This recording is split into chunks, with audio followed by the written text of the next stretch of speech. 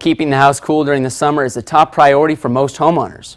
If you're looking for an alternative to central air or a window unit, you do have another option.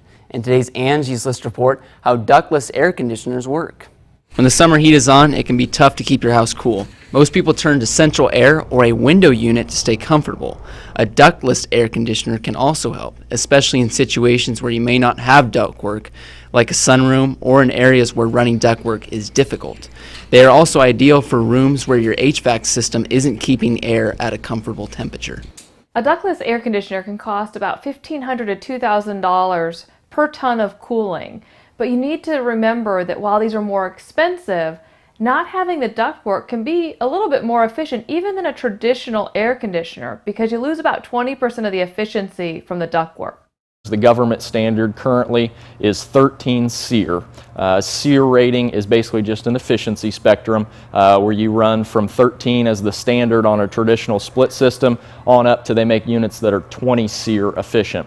Units like these, a one-to-one system, you can get efficiencies of 20.5 SEER out of these units. So extremely efficient. An evaporator is installed in the home and the condenser is placed outside the home. Tubes filled with the refrigerant run from the outside unit to the inside unit. Very easy as far as homeowner maintenance goes.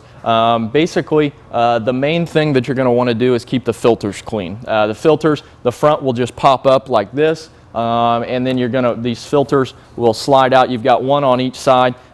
You slide these filters out, wash them off under the sink, let them dry, and then you're ready to pop them back in.